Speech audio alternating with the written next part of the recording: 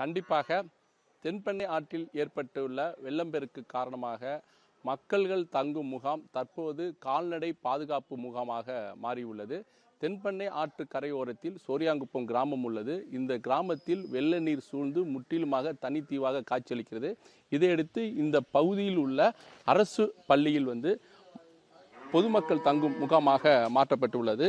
அந்த சோரியாங்குப்பம் கிராமமே தனித்தீவாக காட்சியளிப்பதால் இந்த பகுதி மக்கள் விவசாயிகள் தங்களது கால்நடைகளை காப்பாற்றிக் கொள்ளும் வகையில் இந்த அரசு பள்ளி முகாமில் தஞ்சமடைந்து இருக்கிறார்கள். அரசு பள்ளி என்றாலே பெஞ்ச், பாடசாலை, விளையாட்டு உபகரணங்கள் இருக்கும். ஆனால் தற்போது இந்த முகாமில் கால்நடைகளுக்கு தேவையான வைக்கோல், புண்ணாக்கு, மாட்டுத் தீவனம், ஆடுகளுக்கு தேவையான இலைத்தலைகள் தான் இருக்கிறது.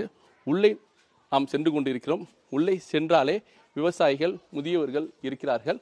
மனிதர்கள் தான் இருப்பார்கள் என்று பார்த்தால் இந்த முகாமுக்குள் சுமார் 50க்கு மேற்பட்ட மாடுகள், 100க்கு மேற்பட்ட ஆடுகுட்டிகள் தான் இருக்கிறது. அவற்றை இதனுடைய உரிமையாளர்கள் உணவு கொடுத்து பராமரித்து வருகிறார்கள்.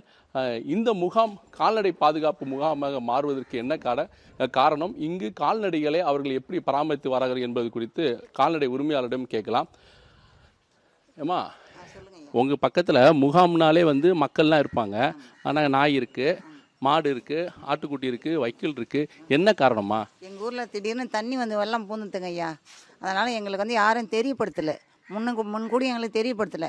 நான் ராத்திரிக்கு தண்ணி 1 மணிக்கு வர பார்த்து எங்கள் நாய் தான் இந்த இருக்கிற ஜாக்கி, இவர் தான் எங்களை காவல் பண்ணார். இவர் காவல் பண்ணலாம் எங்களுக்கெல்லாம் தெரிய விடுவோம். தண்ணி தான் வந்திருக்கோம். இவர் வாழ்வாழ்னு கத்துறதை பார்த்துட்டு நாங்கள் ஏந்திரிச்சு வெளியே பார்த்தா மாடு தண்ணி தப்பான்னு அடிக்குது. சரி, என்ன மாடு சத்தம் கேட்குது, ஆடு சத்தம் கேட்கணுன்றப்ப தண்ணியாக உள்ள வெள்ளம் பூருது. அப்போ தான் என் பிள்ளை என்ன பண்ணார், ஓடி ஊர் மக்களை எழுப்பி விட்டுட்டார். ஏந்திருங்க தண்ணி பூருது, ஏந்திருங்கன்னு சொல்லிட்டாரு. அதனால் ஊர் மக்கள் என்ன செஞ்சேன், எங்களை பள்ளிக்கூடத்துக்கு போங்க, நீங்கள் எங்கேயும் இருக்காதீங்க, நீங்கள் பள்ளிக்கூடத்துக்கு போங்கன்னு சொல்லிட்டாரு. ஆனால் நாங்கள் எந்த உடம்புமே எடுக்கலை. எங்களுக்கு சாப்பாடு கூட வழி கிடையாது. கவர்மெண்ட்லேருந்து ஏதோ கொஞ்சம் சாப்பாடு கொண்டாந்து கொடுக்குறாங்க, ஒரு ரொட்டி பாக்கெட்டு கொடுத்தாங்க. இதை வச்சு நாங்கள் சாப்பிட்டுன்னு இருக்கிறோம். மாட்டுக்கு தீனி ஊரில் கொஞ்சம் வைக்க கொடுத்தாங்க, அந்த வைக்கலை வச்சு நாங்கள் போடுறோம். ஆட்டுங்களுக்கு தழை எதுவும் கிடையாது, தீனி புல்லு எதுவும் வழி கிடையாது. அந்த தழையினால நாங்கள் என்ன செய்கிறோம், அங்கங்கே ஊரில் வெட்டி போடுறாங்களே அந்த லைன் இழுக்கிறதுக்கோசம் அந்த தழையில் கொண்டாந்து நாங்கள் ஆட்டுங்களுக்கு போட்டுக்கின்னு, மாட்டுக்கு இந்த ஊரில் மக்கள் கொஞ்சம் வைக்க கொடுத்தாங்க, அதை போட்டுக்கின்னு. தண்ணி கூட வழி கிடையாதுங்க ஐயா மாட்டுக்கு தண்ணி வைக்கிறதுக்கு. இந்த தெருவில் இந்த வர வாய்க்கா தண்ணியெல்லாம் வருது, அதை மொண்டு வச்சோம் தண்ணி. அதை தான் மாட்டுக்கு தண்ணி வச்சுன்னு தவிடு ஏதோ 1 கிலோ 1/2 கிலோ தவிடு வாங்கி கடையில் வாங்கி அதை வச்சுன்னு தான் நாங்கள் பொழுதுபோக்குறோம். இது சோரியாங்குப்பத்தில் உள்ள கவர்மெண்ட்டு பள்ளிக்கூடத்தில் எங்களை தங்க வச்சுருக்குறாங்க. நாங்கள் தான் மாடை வச்சுன்னு ஏதோ இருக்கிறோம். சரி, நாளைக்கு பள்ளிக்கூடம் திறந்தாங்களாம், பசங்களாம் வருவாங்க, என்ன பண்ணுவாங்க? உங்களை வேறு இடத்துக்கு போக சொல்லியிருக்காங்களா? எங்களை நாளைக்கு ஸ்கூலு, நீங்கள் வெளியே போகணுன்னு சொன்னாங்க. ஆனால் எங்களால் போக முடியாது. அதனால் எங்களுக்கெல்லாம் தண்ணியெல்லாம் ரொம்ப வீட்டில் தண்ணி இறங்கவே இல்லை. அதனால் நீங்கள் கவர்மெண்ட்டில் இன்னும் ஒரு 3 நாளைக்கு எங்களுக்கு இடம் கொடுத்தீங்கன்னா அங்கே நாங்கள் மாட்டை ஓட்டி போய் கட்டுறதுக்கு எங்களுக்கு கொஞ்சம் நல்லா இருங்க. ஏன் இது வரைக்கும் எங்களால் போக முடியாது. அதனால் எங்களுக்கு இடமும் காயாது. இப்போ இடுப்பளவு தண்ணி போகுது அங்கே. அதனால் நாங்கள் சாப்பாடு செஞ்சு சாப்பிடவும் முடியாது. எங்களை அங்கே அனுப்பிச்சி விட்டிங்கனாக்கா நாங்கள் போயிட்டால் எங்களுக்கு சாப்பாடும் வராது. இங்கே இருந்தால் எதனா கொஞ்சம் சாப்பாடுனா கொடுத்து உதவி பண்ணுவாங்க. அங்கே போயிட்டோம்னா எங்களுக்கு சாப்பாடும் வராது, மாட்டை எங்களால் வச்சுருக்க முடியாது. ஒன்றா தண்ணியில் தான் ஏற்றி விடலாம், எங்களால் முடியாது. அதனால் ஒரு 3 நாளைக்கு கொஞ்சம் அவகாசம் கொடுத்தீங்கன்னா நாங்கள் கொஞ்சம் தர காஞ்சா ரோட்டை கூட முடிச்சுமே கட்டிப்போம். அதனால் நீங்கள் கவர்மெண்ட் தான் கொஞ்சம் எங்களுக்கு உதவி பண்ணணும் ஐயா. ஐயா, மாடு புது இடத்துல கட்டியிருக்கீங்க, அதில் அது எப்படி இருக்குதா, அது சாப்பாடெல்லாம் ஒழுங்காக சாப்பிடுதா, இல்லைனா மிரண்டு போய் இருக்குதா, மாட்டோட சூழ்நிலை எப்படி இருக்கு? ஐயா இது சோரிங்குப்பம். இந்த சோரிங்குப்பத்தில் இன்றைக்கி பெரும்பாலான நிலவளம் இருக்கிறவங்க ஒரு 25% தான். பாக்கி இருக்கிறவங்க பூரா இந்த ஆட்டை மாட்டை நம்பி வாழறவங்க தான். அப்போ ஆட்டை மாட்டை நம்பி வாழறவங்கன்னு சொன்னாக்கா அதுக்கான தீனி, அதுக்கான இடம், அதுக்கான முக்கியமான நோய் தடுப்பூசியெல்லாம் போகிறதுக்கெல்லாம் இங்கே நிறைய பேர் அதுக்கு உதவி பண்ணியிருக்கிறாங்க. ஆக இருந்தாலும் இப்போ இந்த வெள்ளம் எங்களுக்கு வெள்ளம் வரும்னு சொன்னாக்கா மேலே இருக்கக்கூடிய அதிகாரிலாம் எங்களுக்கு இன்ஃபார்ம் பண்ணணும். என்னன்னு சொன்னாக்கா அந்த மாதிரி வெள்ளம் தண்ணி திறந்து விட போகிறோம், நீங்கள் பாதுகாப்பான இடத்துல போய் தஞ்சம் அடையணும் அப்படின்னு ஐயா, இப்போ உங்கள் ஊரில் பாதிப்பு ஏற்பட்டு தான் நீங்கள் ஊருக்குள்ளே வந்திருக்கீங்க.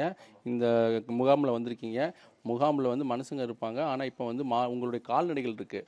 இந்த புது இடத்துக்கு வந்த பிறகு உங்கள் கால்நடை எப்படி இருக்குது? ஒழுங்காக சாப்பிடுதா? மெல்ச்சியாக இருக்கா? அதுக்கு வந்து அவ்வப்போது நீங்கள் சாப்பாடு கொடுத்துருக்கீங்க, ஏன் கொடுக்குறீங்க?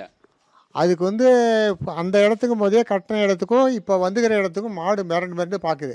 மிரண்டு மிரண்டு பார்க்குறதும் இல்லாத ஒரே சத்தம், ஒரே மாடு கத்துறது. அதனால் வந்து இங்கே நாங்கள் படுக்கவும் முடியல. அது கத்துறது, அது மிரண்டு மிரண்டு பார்க்குறதுல வந்து எங்களுக்கு இங்கே நைட்டு தூக்கம் கூட வரல.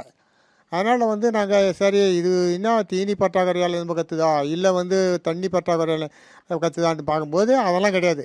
அதுக்கு அது ஒரு புது இடன்றதால அதுக்கு வந்து சரிப்பட்டு வரல. அது தன்னுடைய இடத்துல போய் இருந்துனாக்கா அமைதியாகவும் நல்லா ஆரோக்கியமாகவும் இருக்கிறதுக்கு ஆசைப்படுது. வந்து மறுபடியும் வந்து இந்த இன்னும் சொல்ல போனாக்கா இங்கே வந்து உடனே வந்து எங்களை போங்கன்னு சொல்கிறாங்க. இங்கே போங்கன்னு சொன்னாக்கா நாங்கள் மாடு கட்டிக்கிற இடத்துல, நாங்கள் குடும்பம் வசிக்கிற இடத்துல தலைன்னு தண்ணி இருக்குது.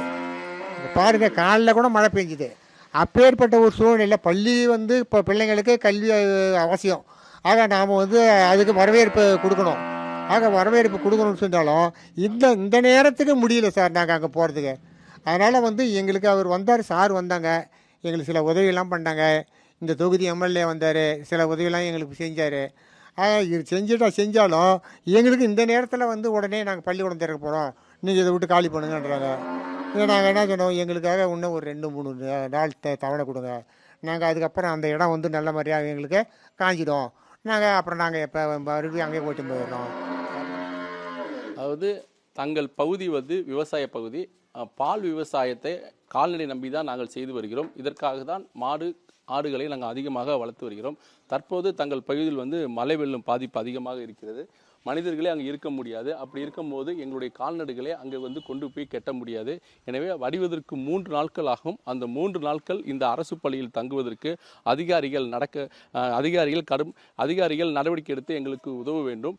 தற்போது நீங்கள் வெளியேறுங்க அப்படின்னு சொன்னால் நாங்கள் எங்கே போய் வந்து செல்வது? எங்கள் ஊர் பகுதி வந்து தண்ணீரும் வடியல. எனவே அரசாங்கம் எங்களுக்கு ஒரு உதவி செய்யணும்னு விவசாயிகள் கோரிக்கை வைத்திருக்காங்க. அது மட்டுமல்லாமல் ஆடு மாடு வந்து இங்கே தங்கியிருப்பதால் புது இடம் என்பதால் அது வந்து மிளர்ச்சியுடன் தான் வந்து காணப்படுகிறது. அதெல்லாம் சவுண்டு அதிகமாக போடுது. அதுக்கு போதிய தீவனங்கள் இல்லை. அதனால் நாங்கள் அவ்வப்போது அந்த மாடுகளையும் ஆடுகளையும் பார்ப்பதற்காக இங்கேயே நாங்கள் தொடர்ச்சியாக கண்காணித்து வருகிறோம். தற்போது இந்த பெஞ்சன் புயல் தென்பெண்ணை ஆற்றில் ஏற்பட்டிருக்கும் வெள்ளம் பெருக்கும் காரணமாக மனிதர்கள் மட்டும் அல்லாமல் கால்நடைகளும் பாதிக்கப்பட்டிருக்கு என்பதை இங்கிருந்து பார்க்கும்போது தெளிவாக தான் தெரிகிறது. ஒளிபர வெங்கட்டுடன் சன் செய்திக்காக மகாராஜா பாண்டி.